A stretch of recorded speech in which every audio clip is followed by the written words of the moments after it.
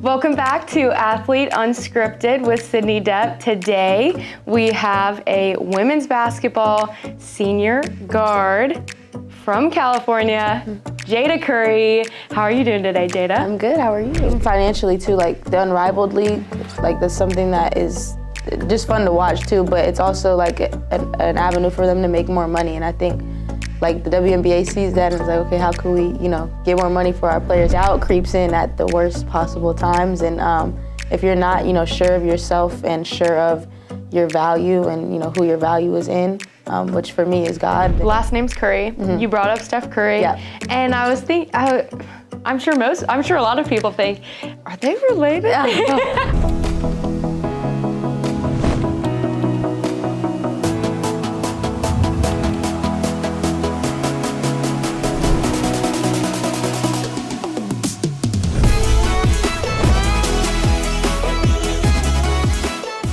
Imagine facing a challenge every day that could hold you back. But for me, type 1 diabetes isn't a limit. It's a reason to inspire others. Spencer Stand is here to show kids that they can chase their dreams, no matter the obstacle. Through game day experiences, personal workouts, and virtual chats, Spencer Stand brings support, hope, and empowerment to kids with diabetes. Join me in making a stand. Visit spencerstand.com to learn more. Welcome back to Athlete Unscripted with Sidney Depp. Today we have a women's basketball senior guard from California, Jayda Curry. How are you doing today, Jayda? I'm good, how are you? Good, I'm good. So I want to start us off and I need you to be 100% honest. Okay. Okay? At one point you said that your hidden talent is singing. Oh, God. What is your go-to karaoke song? Okay, that's so funny. Yesterday, I was talking with Taj. She was like, telling me, she was like, you can sing. And sometimes I'm like, I get nervous. I'm just kidding. So, no, but my go-to karaoke song is anything by Keisha Cole. It's ridiculous that I would pick that because she's such a great artist, such a great singer. Mm-hmm. Very hard to mimic, Yeah. But Love by Keisha Cole, Should Have Cheated by Keisha Cole. And then Beyonce, 1+1, that's like my go-to. Okay, so can you sing one for us? Absolutely not. Absolutely not. No way. There's no way. I'm working on it. Seriously, we did talk about it yesterday. I'm working on my stage fright. I'm going to start like at home. Okay. In my room, recording maybe, and then we'll see if. I love it. That's so good. So do you think at one point you'll sing the national anthem before a game or something? Oh, this is really creepy. We were literally talking about this yesterday. I'm really? serious. Yes, this is why I'm like, what the heck happened? Maybe y'all talked to each other before this? Maybe? No, but yeah, we were talking about that, but I can't do it yet. No? Not yet. We'll say yet. Maybe later down the road. Line, yeah. Down the road. Okay, well, I love the honesty. So now we're going to talk about basketball. Mm-hmm. Change the subject. I know. Stage fright. How did you? When did I say that I was? I did my research. Oh my gosh, I don't even remember saying that. Goodness me. I know. I don't know how I came across it, but I was like, I'm asking her about that. I need her to That was sing. a good question. Yes. A good one. Okay, so basketball. You guys have been winning a ton. Mm-hmm. So congrats. Congrats on a win last night. Thank you. Both men's and women's teams have been winning a lot. Like you guys win streaks, you just keep winning. Right. And I love it. It's so exciting for the fan base, so exciting for me. And at this point in the season, what has started clicking? Obviously you guys had to kind of work through being a new team, mm-hmm. having new people out there. What's kind of clicked at this point? I think we've just, like you said, it was new, it was fresh, it was freshmen, we had a lot of young girls. I think now we're just starting to get a better feel for each other, building that chemistry. A lot of the girls coming along, you see people like Amari, Mac, and Isela giving us really good minutes, and just, our starting five on top of that. So I think we're just figuring things out slowly as we go along. I think we have so much more room to grow, so much more things to reach, and it's good that we can do it while we're winning for sure, just learning lessons even through our wins. And unfortunately, you take some losses in that, and it's growing pains and things of that nature. But I think our emphasis is finding ways to win like we did yesterday, and continuing to learn from both wins and losses. Yeah, that's so good. And you had said you guys have figured out how to find the hot shooter, find the hot hands. how do you spot that? Do you game plan that for certain matchups, or is it just realizing, okay, this game, like, that she's hot, Right. like, give her the ball. Right. How do you game plan for that, or is that an in the moment decision? I think it's a little bit of both. I think that, we're growing into consistency. I think that we're finding out, okay, this is what we're going to get from each person on the team. So, and we've been really consistent with that over these past few games. And then, but like you said, when somebody's hot, somebody's hot. So we're just finding that person, no matter who it is. It could be Olivia, she's killing in the paint. It could be Amari coming off the bench, hitting 2 threes, and it's like, okay, we got to get her another one type of thing. But I think that's a cool thing about our team. Like, nobody really cares, who scores as long as we're winning, and our scoreboard is Louisville is winning, you know what I'm saying? So, but yeah, and it's fun. I think that's what makes it fun. It's like, I think Rain had 10 threes the other day. It's a perfect example. And new record. Chucky's 16 assists. So it's like they're finding the hot hand, obviously, and that's something that's fun to watch and fun to be a part of. So that's something that our team does for sure. Yeah, and you talk about assists. That's such an important piece too, because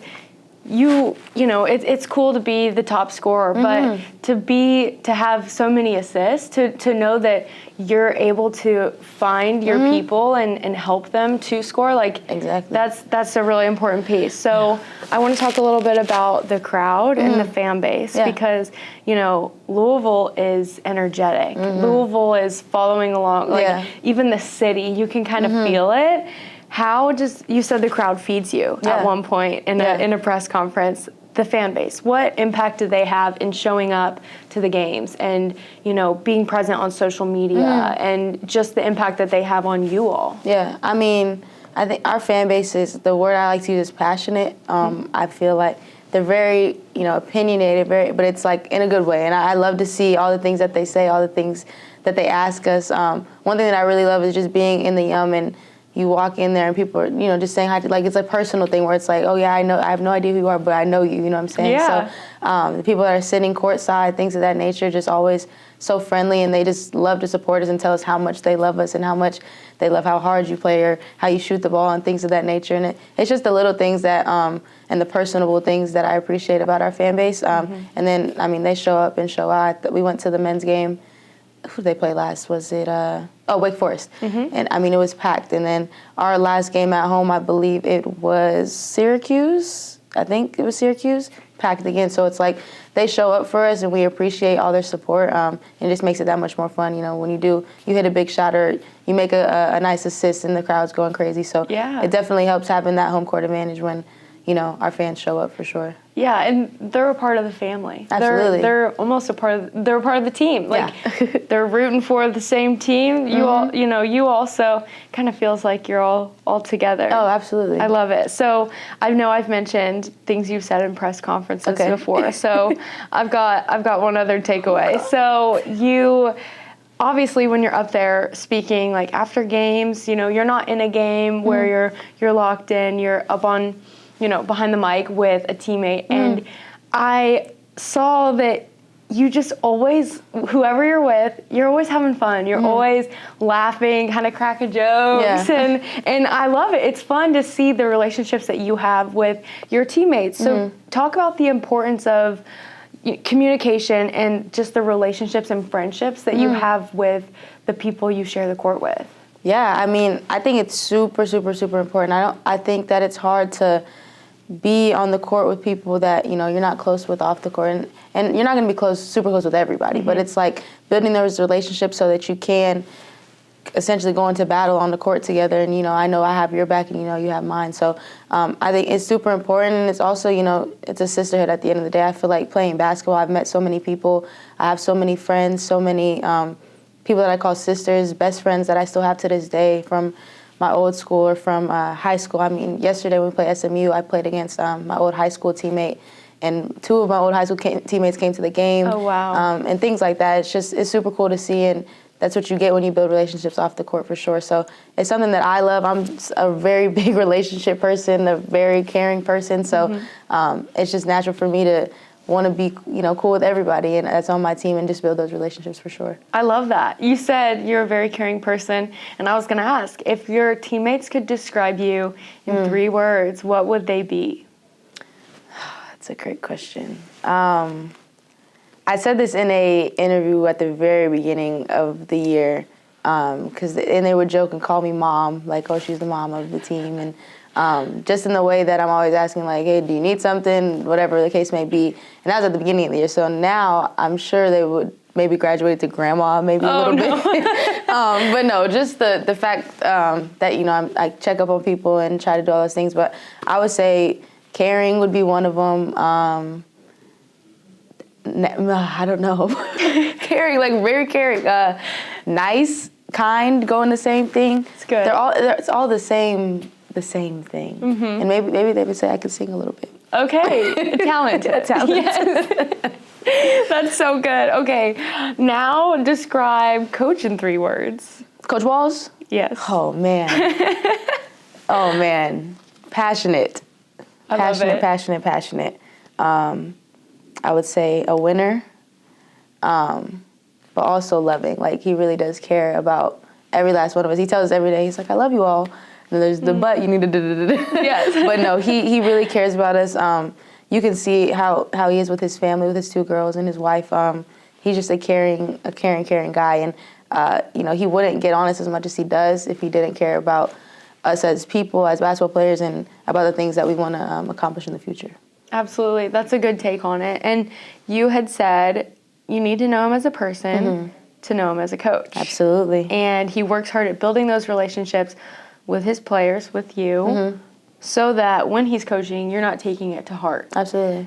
How does he do that? Each player obviously is different. And, you know, a lot of you were grabbed out of the transfer portal, came from different places, different states, schools, teams. What characteristics about him make him adaptable to each player? I honestly think the simplest answer is just his honesty. I think he's so blunt, and sometimes it's like, dang, like, I maybe didn't want to hear the truth today.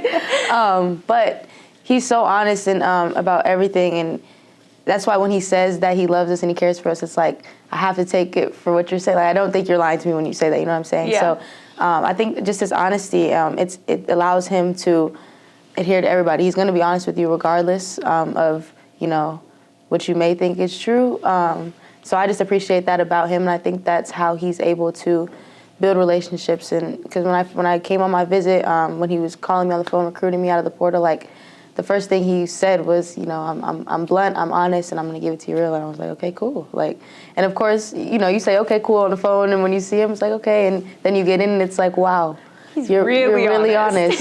But it's only helped me grow over this past year and a half now, and it's just something that I really appreciate about him for sure. Yeah, that's definitely an admirable characteristic because you know you can trust what he's saying. Absolutely. He is being honest. Absolutely. So that's a really great characteristic and a really great thing to have in a coach and someone that's trying to help you get better. He's not going to sugarcoat it to you. Never going to sugarcoat it. That's really good. So you knew he was a crazy coach coming in. Right. Knew what I was getting myself into, and I still got into it. That's why I tell people, I'm like, it's okay. Like, it's okay. It's okay. It's fine. I knew this from the beginning. Literally. So what's a crazy story that you can share? Goodness. Maybe at practice or, you know, before or after a game that explains your all's personal relationship. Like me and Coach Walz? Yeah. Maybe something he said to you or maybe even to the team, but just the dynamics of you all.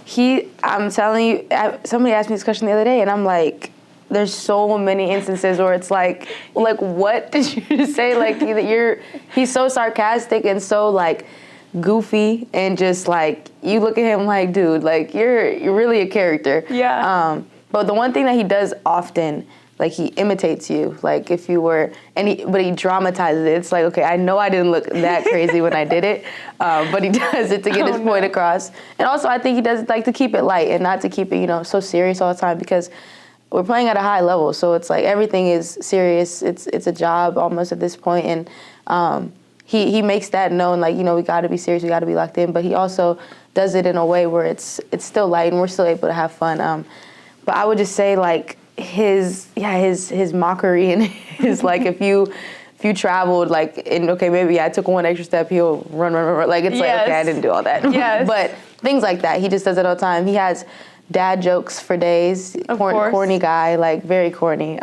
But you have to laugh because it's like it was corny. You know what I'm saying? Right. So, but no, he's a great guy. Keeps it as light as he can. But yeah, he has his moments, and there's too many for me to even pinpoint one that's like. It's just like an everyday thing. Every day, every hour, every practice, for sure. That's so good. You mentioned the transfer portal and your recruitment process. Talk about that a little bit. What was it like, and who helped you make that decision? You played for 2 years at the college level, and then you came to Louisville, and you've been here, and you've been thriving, obviously. Thank you.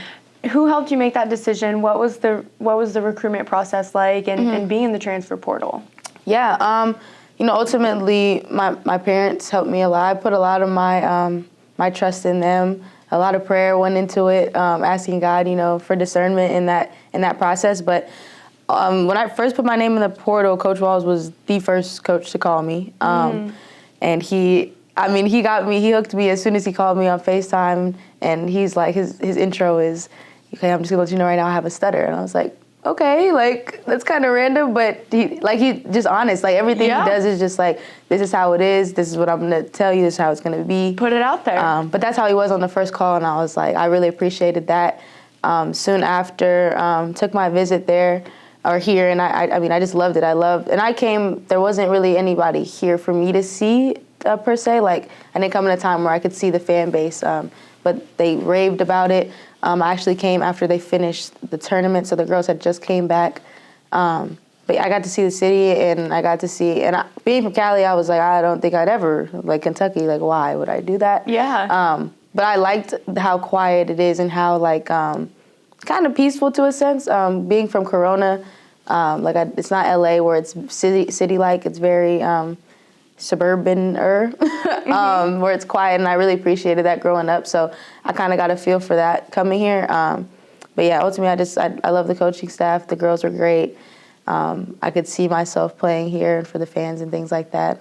But yeah, again, just Coach Walz, just being honest and being open from the jump really got me. That's so good. So you said how you love Louisville.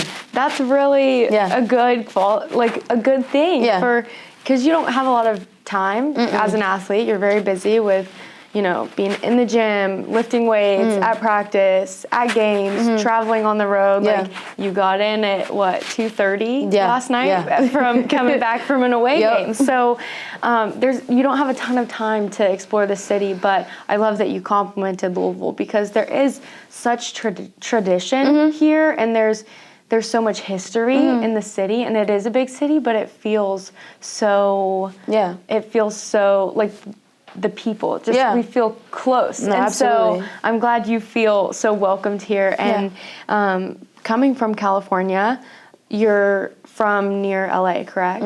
Okay. Close enough, yeah. Okay, so without traffic. Yes, without traffic. Right. That is a whole nother story.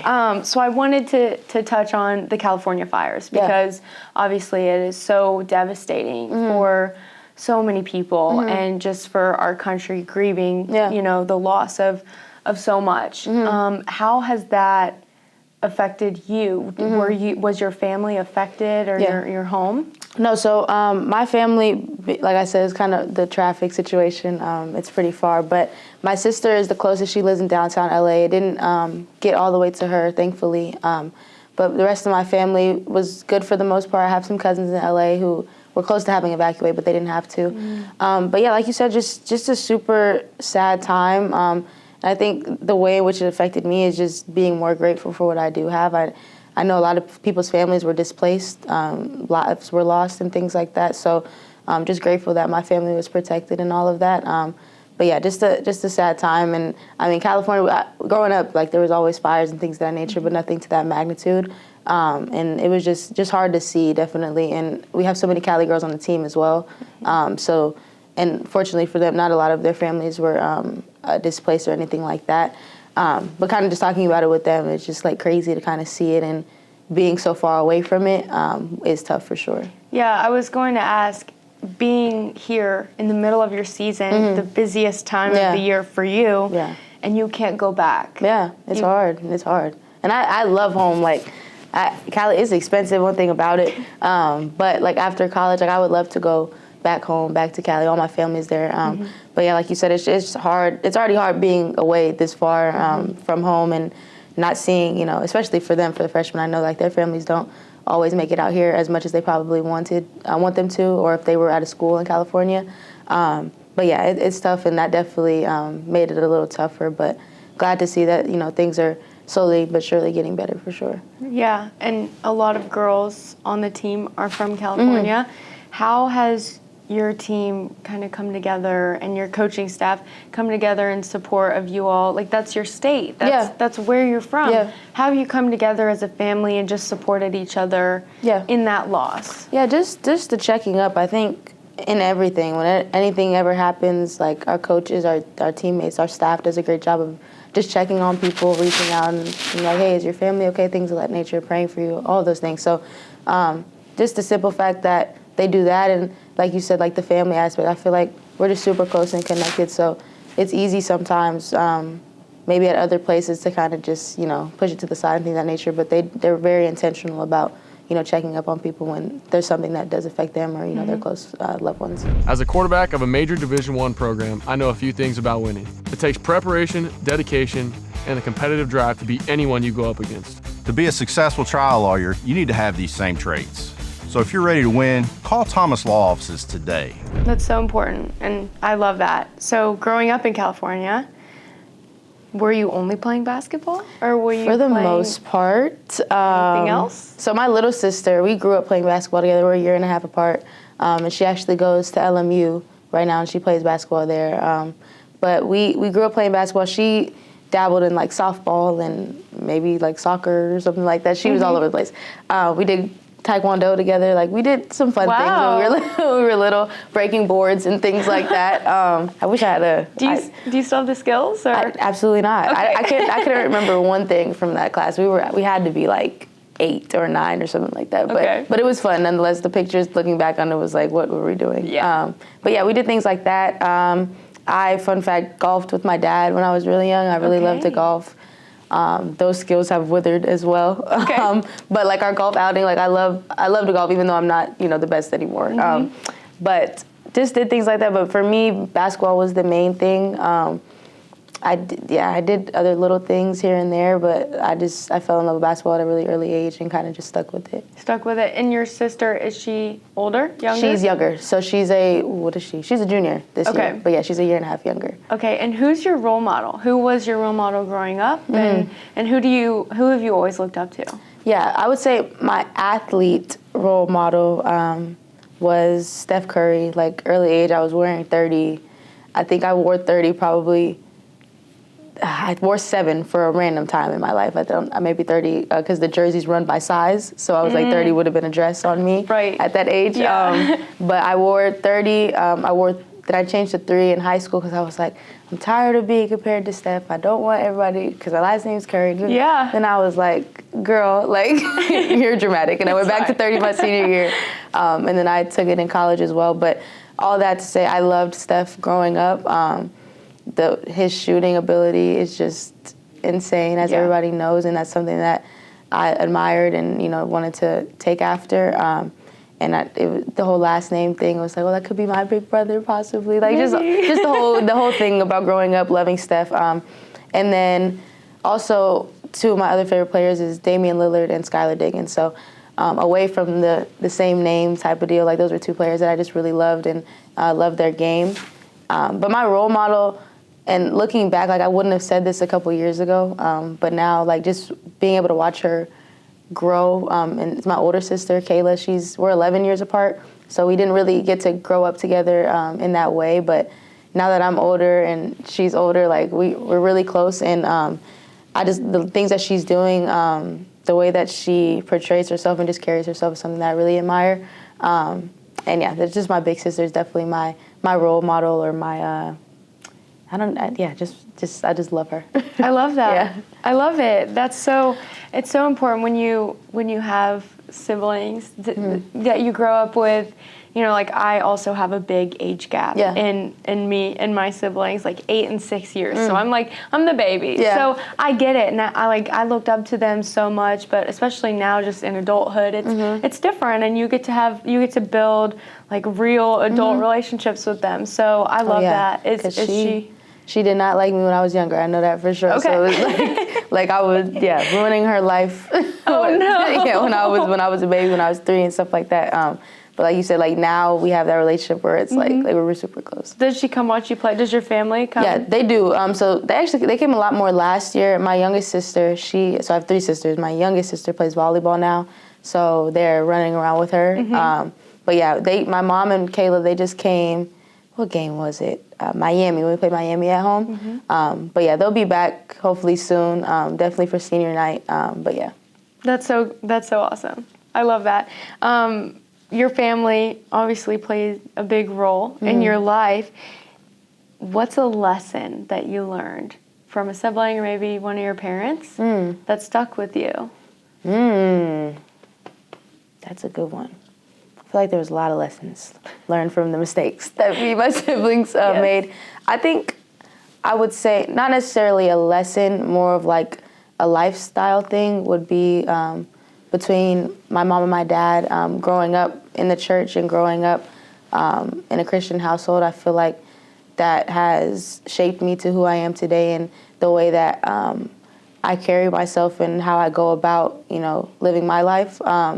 My mom both my parents, but my mom especially was a stickler with all those things growing up. And it was something that, when you're little, it's like, I don't want to wake up on Sunday and go to church this early. But then you get to a point where when I got to college, it was like, dang, like I don't have my mom forcing me to do these things, but I know in my heart like that I still long for that thing. So just building that relationship for myself was something that I have done and I'm still continuing to do to this day, but I've kind of seen it grow over the past 4 years, which has been really cool. But yeah, that's probably the biggest lifestyle lesson that I've learned from my family as a whole. Even going back to my grandparents and my aunts and uncles, like our group chat is just filled with God and things like that. So that's just something that has really impacted me and kind of shaped me for sure. Yeah, it's what you built your life on, your foundation. Absolutely. And I think that you sharing that is really telling just about even in your spiritual life, you have to build dedication to get up and go and build a relationship with the Lord and show up for Him just like you want to show up for your friends and your family. And so I think that's a great foundation to build your life on. And obviously, you're awesome, you're thriving, I love it, but it's really what you've built your life on. And I can see that you're a light to other people, and even just sitting here with you, I can see it. Thank you. You're awesome. And so I'm after this interview, let's be friends. Yes! New friends. I have no friends besides my team. Oh my God. Well, you spend all your time with them, so I'm I'm there. I'm gonna be front row cheering you on. I'm hey friend. There you go. I love it. Okay. Couple last things. Looking back at your younger self, we're talking about growing up, childhood a lot right now, but I really just want to touch on this because when you experience things when you're younger and in the life that you live when you're younger, growing up, it makes you who you are. Yeah. So if you could look back and tell your younger self one thing, what would it be? Definitely to always be confident. I think that's something that specifically over these past 2-ish years that I struggle with.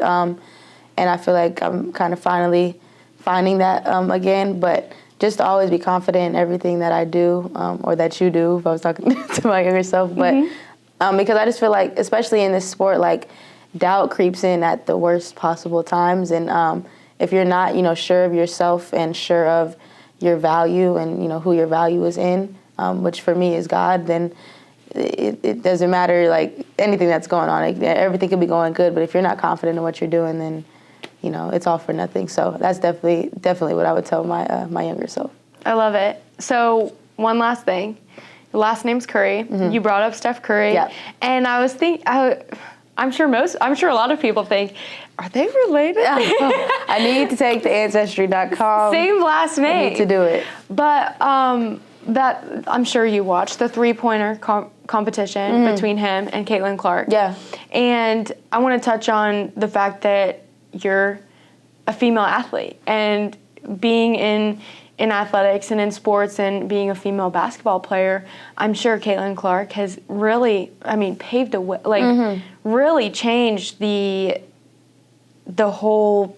The sport. Yeah. Yeah. I mean, women's professional sports is emerging worldwide. Yeah. And, like, what she's doing for the WNBA, the media exposure that I think women's basketball and women's sports in general has gotten since she started doing whatever she's been doing. Like, how has that impacted you all and your team and you being a female athlete? Yeah, I mean, like you said, I think it's just the exposure and the viewership. I think after the NCAA tournament where it was her in Iowa, it was Angel Reese in LSU, it was all these big names and all these girls going to the league. So many people were tapped into just college women's sports, and I think that's just what it's done. I think it's brought a bunch of viewership to the WNBA for sure, but they paved the way and left their mark on college sports where people are still tuning in now for sure. And I mean, it's still crazy. And I think now, like you had the big name of Caitlin Clark, now you have the Juju Watkins, you have all these amazing freshmen, and it's just crazy to see that so many people love women's sports, are so passionate about women's sports because of those girls and the things that they've done. And then in addition, I think they just shine more light on the people that have come in the past. I think people are now recognizing, like, the Arikes in the WNBA, and everybody knows Arike from college, but just like really appreciating and noticing the women in the WNBA, they're really taking that in and being like, oh, she's actually really good. Like, I should pay more attention due to the Caitlin Clarks and the Angel Reeses and all of those people for sure. Yeah, and she's just changed the game, and it's really, really cool. I'm not an athlete, but it's so cool to watch. I love sports, and so to see how even over the last 2 or 3 years, it has changed dramatically, and how women's sports, they're getting so much more coverage in the media, and getting opportunities to get insane numbers in viewerships, and I mean even financially too. Like the Unrivaled League, like that's something that is just fun to watch too. But it's also like an avenue for them to make more money, and I think like the WNBA sees that and is like, okay, how can we get more money for our players? Because soon everybody's gonna go to the Unrivaled League if they're paying the way that they are. But I think, like you said, just creating opportunities for viewership, financial opportunities, and things of that nature. Yeah, and you said you wanted to go pro. Yes. Did you hear that there's a new WNBA team opening in Nashville, Tennessee? Yes, it's a bunch of stuff going on because the Bay just got the Valkyries. They're talking about Canada, the Nashville one. It's a bunch of stuff going on that lots of things happening. All due to the Caitlin Clarks and the things like that. So definitely appreciate them and everything that they've done for the sport and just paving the way, for people like us. The domino effect. Absolutely. It's just happening wave right in front of our eyes. There we go. Keep it coming. Right. I love it. Well, it has been so much fun watching you this season, and I wish you the best of luck the rest of the way, the rest of the season, and even after that. So thank you all so much for tuning in, and we will see you next time.